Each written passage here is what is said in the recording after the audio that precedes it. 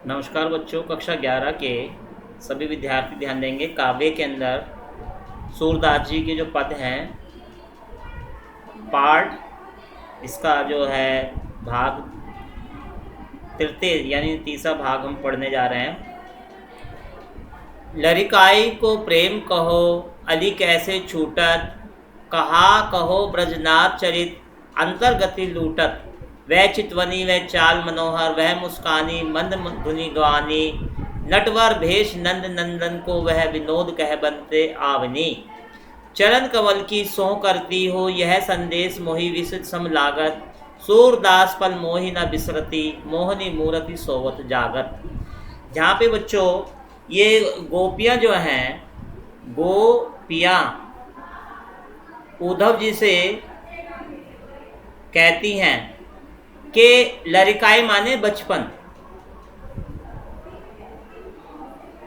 बचपन के कहती हैं हे उद्धव जी। प्रसंग इसका यह है कि गोपियाँ उद्धव जी को अपने बचपन के प्रेम के बारे में बताते हुए कहती हैं कि हे उद्धव जी, आप जो श्री कृष्ण से कह देना कि हमारा प्रेम बचपन का कैसे छूट सकता है। कैसे छूटत, अली माने भौरा, अली माने होता भौरा, अर्थात उद्धव यानी भौरे को संबोधित करते हुए अर्थात उद्धव जी को कहा कि हे भौरे अर्थात हे उद्धव जी, आप ये जानो कि हमारा बचपन का प्रेम श्री कृष्ण जी से है, वो कैसे छूट सकता है। हे उद्धव, श्री कृष्ण से हमारा प्रेम एक दो दिन का नहीं है, वर्षों पुराना है, और ये प्रेम हमारा बचपन से चला रहा है। कहा कहो ब्रजनाथ चरित, अंतर्गति लूटत, और हमारा ये जो ब्रजनाथ अर्थात ब्रज को धारण करने वाले ब्रज के जो नाथ हैं, उनका चरित्र हम कहाँ तक बताएं। उनका साथ बिताया गया एक एक पल अंतरात्मा को परम आनंद को लुटाने जैसा है। अंतर्गति लूटत, मन की अंतर्गति को लूटने वाला है। वह चितवनी वह चाल मनोहर, वह मुस्कानी मन धुनि गावनी, और उनकी मधुर मुस्कान और उनके बांसुरी के गाने की मधुर ध्वनि, लीलाधारी वेश, और नंद के उन बेटे का वह हंसी मजाक करते हुए वन से लौटने की घटना छटा, हमारे को आनंद की प्राप्ति होती है। चरण कमल की, नटवर, नटवर माने नटखट नंदन को, वह विनोद वह बनते आवनी, जब वन से आते हैं तो उनकी वे मनोहरी मुस्कान हमारे मन को मोह लेती है। चरण कमल की सो करती हो, तो गोपियाँ कहती हैं हम श्री कृष्ण जी के चरणों की कमल रूपी चरणों की सौगंध खा के कहती हैं, ये संदेश मोहि विष सम लागत, तुम्हारा ये दिया गया संदेश हमारे लिए विष के जहर के समान है। विष जहर। और सूरदास पल मोहि न बिसरती, मोहनी मूरत सोवत जागत। सोवत माने सोने के टाइम में, निंद्रा के समय। तो गोपियाँ कहती हैं हे उद्धव जी, मुझे उनकी मोहनी मूरत सोते और जागते समय एक क्षण भी नहीं भूलती, हम उन्हें हमेशा कैसे भुला सकती हैं। तो यहाँ पे बच्चों काव्य सौंदर्य देखेंगे तो भाषा ब्रज है, अलंकार जो है अनुप्रास, और रस शांत है। आगे देखेंगे कहत कत परदेसी की बात, मंदिर अरद अवधि बदी, हमसो हरि आहार चली जात, शशि रिपु बरस सूर रिपु जुग बर, हर रिपु कीन घात,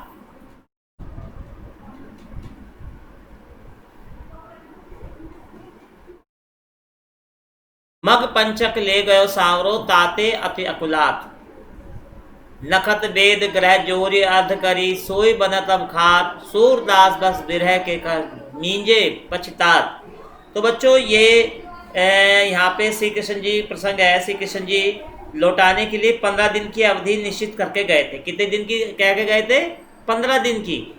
15 दिन की अवधि के लिए कह गए थे कि 15 दिन के लिए जा रहा हूँ, लेकिन उन्हें गए हुए 1 महीना बीत गया, और उनकी प्रतीक्षा करते हुए गोपियों का इस पद में बहुत सुंदर चित्रण किया गया है।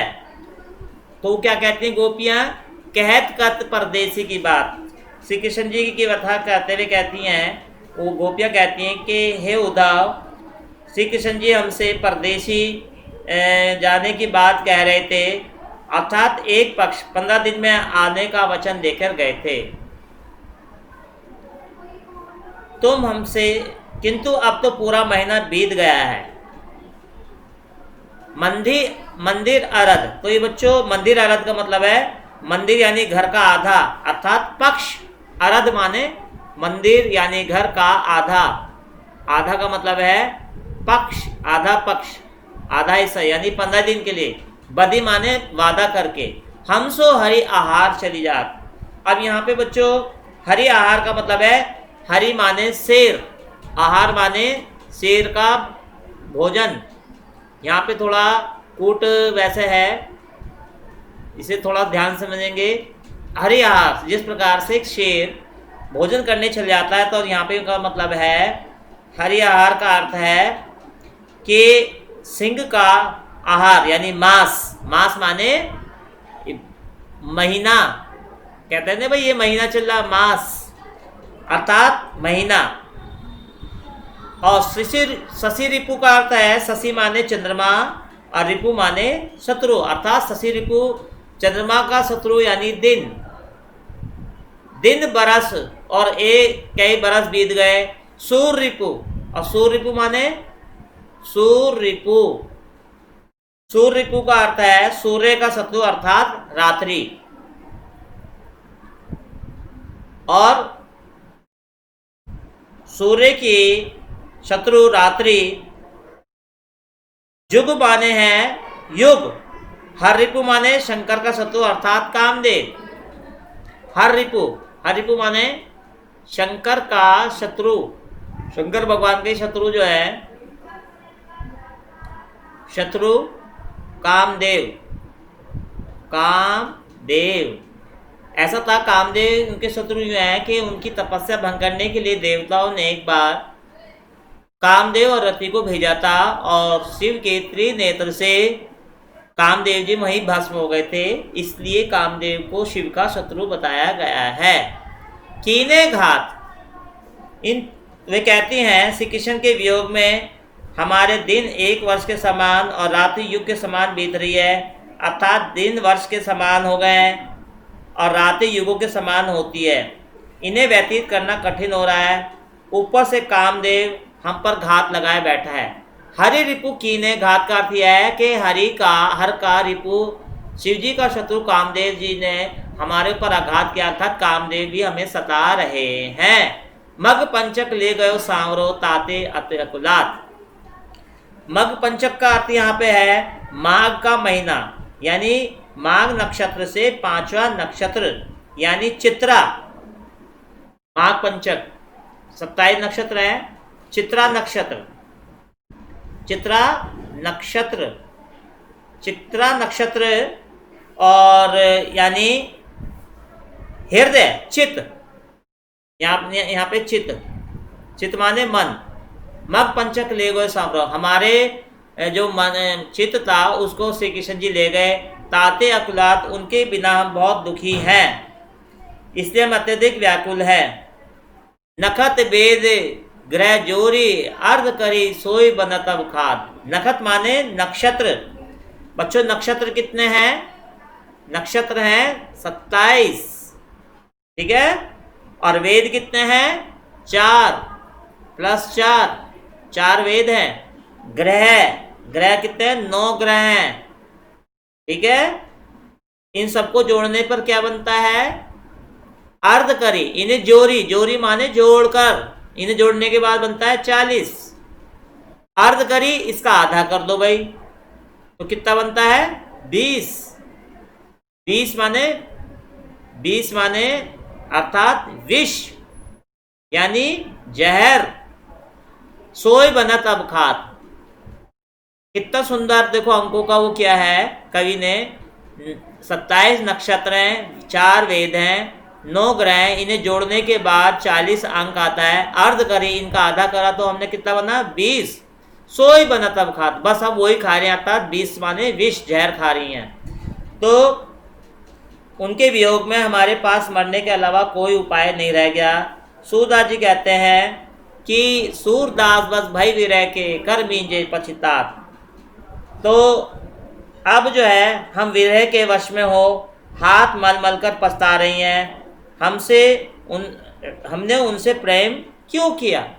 अब हम हाथ पछता रही हैं, हाथ मल रही हैं, तो गोपियाँ कहती हैं श्री कृष्ण जी से हमने प्रेम क्यों किया। तो यहाँ पे बच्चों भाषा ब्रज है, अलंकार श्लेष और अनुप्रास है, और ये दृष्टकूट पद है। ये इसे क्या कैसा कैसा कहते हैं, दृष्टकूट पद। ये दृष्टकूट पद है, बहुत ही ये इसका अर्थ समझने में बहुत ज़्यादा दिक्कत आती है, फिर भी इसे आसानी से आपने समझ लिया है, और बड़े बड़े दिक्कत आ जाती है इसके अंदर।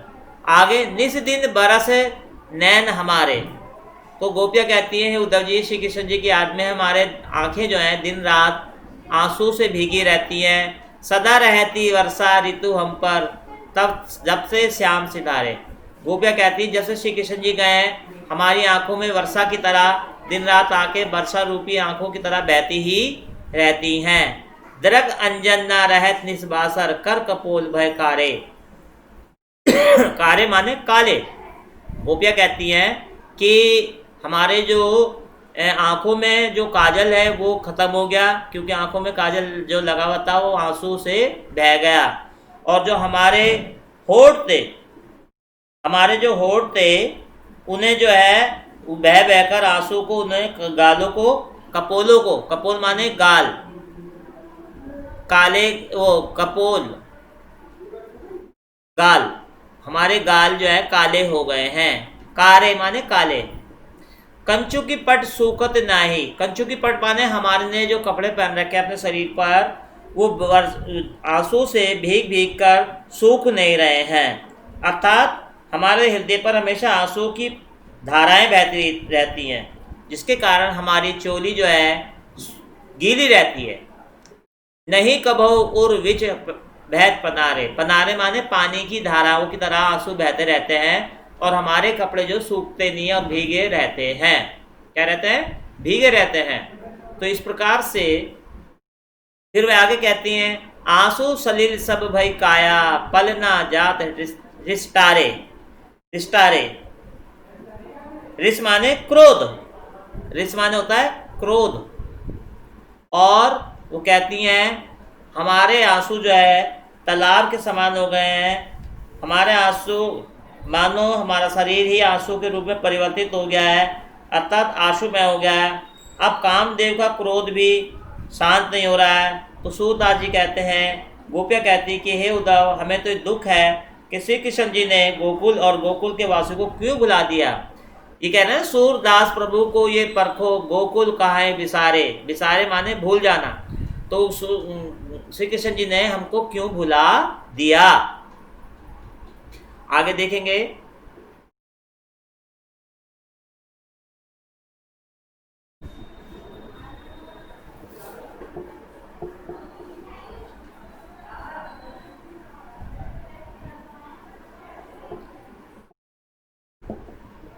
ग्यारहवां देखेंगे ऊधो भली भई ब्रज आए।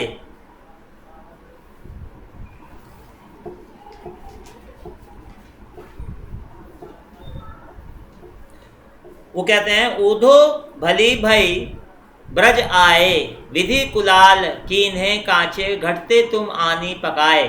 रंग दीनो हो कहना सांवरे अंग अंग चित्र बनाए। पाते गरे ना नैन नहते अवधि अटा पर छाए। ब्रज करी अमा जोग ईंधन करी सुरति आन सुलगाए। फूक उपवास विरह प्रजरानी संग ध्यान दरस सियराए। भरे संपूर्ण सकल प्रेम जल छुवन न काहू पाए। राजकाज ते गए प्रभु सूर प्रभु नंद नंदन कर लाए। तो यहाँ पे जो है देखेंगे, यहाँ पे उद्धव श्री कृष्ण जी का संदेश लेकर जब ब्रज में आए हैं तो उद्धव का कोई भी कथन गोपियों को स्वीकार नहीं है। वे व्यंग करती हुई कहती हैं, व्यंग कसते हुए कहती हैं, व्यंग करते हुए कहती हैं, व्यंग करते हुए कहती हैं कि उद्धव भले ब्रज आए, कि उद्धव आप तो भले ही ब्रज आए, आपने ब्रज में आकर अच्छा ही किया, क्योंकि विधि कुलाल कीन्हे कांचे घट। घट माने घड़ा, कच्चा कच्चा घड़ा। विधि माने ब्रह्म ने, ईश्वर ने। वो कहती हैं कि विधाता रूपी कुमार ने हमारे जिन शरीर रूपी घड़ों को कच्चा बनाया था, अब उनके टूटने या गल जाने का भय है, लेकिन तुमने आकर उसको पका दिया। ते तुम आन पकाए।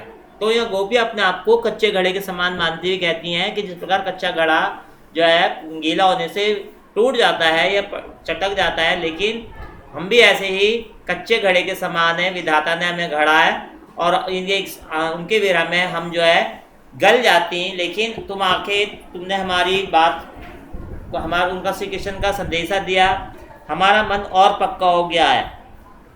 सही रूपी इन घोड़ों को प्रिय श्री कृष्ण ने विविध रंगों से रंग दिया था और उनके अंग अंग पर विभिन्न प्रकार के चित्र बनाए थे। रंग दीनों के काना सांवरे अंग अंग चित्र बनाए, अर्थात श्री कृष्ण जी के रंग में हम रंग गई और उन्होंने हमारे शरीर पे विभिन्न प्रेम के चित्र बनाए।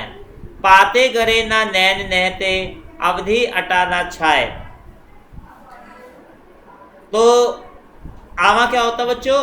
आवा एक घर जिसमें घड़े को हम पकाते हैं ना, बर्तनों को, वो। और श्री कृष्ण के मथुरा चले जाने पर ये शरीर रूपी घड़े हमारे आंसू के वर्षा जल से इसलिए नहीं गल पाए क्योंकि इन पर अवधि रूपी अटारी छाई हुई है। अवधि अटा पर छाए। पाते गरे, गरे माने गले नहीं, इसलिए नहीं गले हमारा शरीर क्योंकि उसके ऊपर प्रेम रूपी अवधा रूपी अटारी यानी छत लगी हुई है। फिर क्या कहते हैं? ब्रज करी आवा जोग ईंधन करी सूरती आन सुलगाए। आवा, आवा ये जो है बच्चों, आवा जो है ये बर्तन पकाने का, मिट्टी के बर्तन पकाने का जो स्थान होता है उसको आवा कहते हैं। और इस पर गोपियाँ कहती हैं कि आपने आकर संपूर्ण ब्रज को आवा बना दिया है और उस योग की चर्चा रूपी ईंधन लग से और उसको सुलगा दिया है श्री कृष्ण रूपी स्मृति से। करी सुरति आन सुलगाए। सुरति माने याद, श्री कृष्ण जी की स्मरण से तुमने उस आवे को सुलगा दिया। फूक उसास विरह प्रजरनी संग ध्यान दरस्य रास। और हमारी निश्वासों की वायु से विरह की लपटें उठी और वे शरीर रूपी घड़े पक गए। फिर इन्हें श्री कृष्ण के दर्शन के प्राप्त करने की इच्छा है, अर्थात उन्हें शीतल करने की आवश्यकता है। भरे संपूर्ण सकल प्रेम जल छुअन न काहू पाए। अब जो है हम संपूर्ण प्रेम से भर गई हैं, उसे जल नहीं छू सकता, अर्थात वो घड़े जो है प्रेम रूपी जल से भर गए हैं, आज तक इनका कोई स्पर्श नहीं कर सका। राजकास्ते गए सूर प्रभु नंद नंदन कर लाए। अब सूरदास जी कहते हैं, गोपियाँ कहती हैं, उद्धव ये तो उन्हीं नंद नंदन श्री कृष्ण के लिए सुरक्षित है जो राजकाज के लिए गए हुए हैं। राजकाज माने राज्य को देखने के लिए गए हैं, तब वे लौटेंगे, उन्हें वे घड़े अर्थात हमारे शरीर अनछुए पूर्णतः सुरक्षित मिलेंगे। तो यहाँ पे बच्चों गोपियों ने बड़ी चतुराई से बताया कि हम श्री कृष्ण जी से प्रेम करती हैं। उन्होंने अपने आप को एक घड़े के रूप में माना कि हम कच्चे घड़े के समान हैं और जो है हम गल जाएंगे, लेकिन श्री कृष्ण जी के संदेशों को लाकर और तुमने हमारे मन को और पक्का कर दिया। और ये घड़े पर श्री कृष्ण ने विभिन्न प्रकार के रंग बिखेर कर चित्र बनाए थे और वे जो घड़े अब पक गए हैं उनमें प्रेम रूपी श्री कृष्ण का प्रेम रूपी जल भर गया है। अब हम जो है श्री कृष्ण जी के लिए प्रतीक्षा में हैं, जो राज्य करने के लिए, शासन करने के लिए गए हैं। तो यहाँ पे बच्चों सांग रूपक अलंकार है और भाषा ब्रज है, रस वियोग श्रृंगार है। यहाँ पे कौन सा रस है? रस है वियोग श्रृंगार,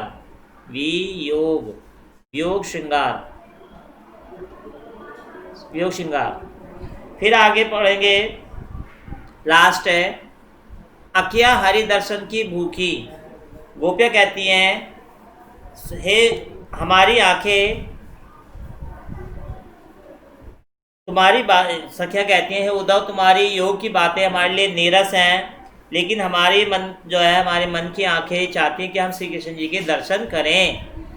कैसे रहते रूप रस राची, ये बतिया सुधी सूखी। रूप रस राची, रूप के रस में पगीवी, रूप के रस में पगीवी। क्या पढ़ेंगे? रूप के रस में भरी हुई। और बतियां माने सुनी, सूखी माने रूखी, और तुम्हारी बातें रूखी हैं। तुम्हारी बातें, बतियां माने बात। गोपियां उद्धव से कहती हैं कि हमारी आंखें श्री कृष्ण के दर्शन के लिए व्याकुल हैं, वे श्री कृष्ण के रूप और प्रेम में पगी हुए हैं। योग की तुम्हारी बातें सुनकर हमने ये कैसे धारण करें? जब भी ये आंखें श्री कृष्ण के लौट आने की अवधि का एक एक दिन गिनते हुए टकटकी लगाकर उस राह को देख रही हैं। अवधि गणत, गिनती हैं। एक टक मगजोवत, मगजोवत माने मार्ग को देखती हैं। इतनो नहीं सूखी झूकी, तो ये आंखें उनको देखकर प्रतीक्षा करती हैं। उस समय हमें इतना अधिक नहीं दुख हुआ था, परंतु अब तुम्हारे इन योग के संदेशों को सुनकर हमारा मन अत्यंत दुखी हो उठा है। अब यह जोग संदेश सुनी अति कुलानी दुखी। लेकिन तुमने जो संदेशा दिया कि तुम श्री कृष्ण को भूल के पार ब्रह्म, निराकार ब्रह्म की उपासना करो, ये हमारे लिए बहुत दुखी की बात है। उतना दुख तो हमें श्री कृष्ण जी के जाने का भी नहीं हुआ। बारह वह मुख आने दिखावो, दुही पय पिबत पतूखी। पतूखी माना होता है बच्चों पत्ते का दोना, पत्ते का दोना, पत्ते का दोना। जैसे बना लेते हैं ना ये यूं करके इस तरह से, ये दोना, ये पत्ते का दोना, इस तरह का दोना, दोना। तो वो कहती हैं एक बार हमारे श्री कृष्ण जी के मुख का एक बार दर्शन हो जाए, जिस मुख से वे पत्ते के दोने में दूध दुहाकर पिया करते थे। यानी 12 मुख आने दिखाओ, दूह पय, पय माने दूध, पिबत पीते थे। जिस पत्ते में दोना बनाकर श्री कृष्ण जी दूध पीते थे, हम उस मुख को दर्शन करना चाहती हैं। सूर सुकत हटी नाव चलावत, ये सरिता है सूखी।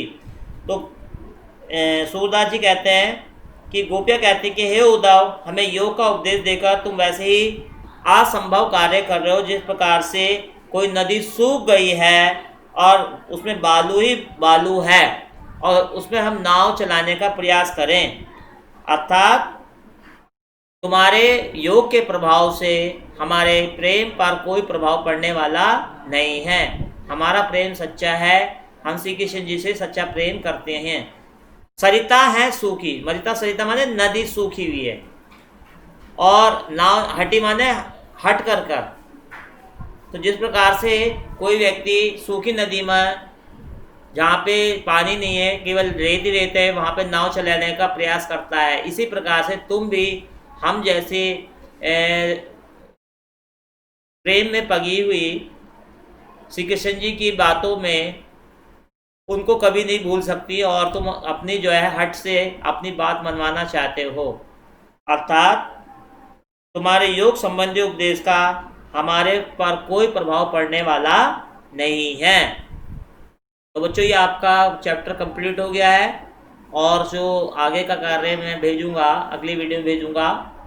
और ये ध्यान से समझ लेंगे, किसी बच्चे को दिक्कतें विद्यालय में मिल सकता है।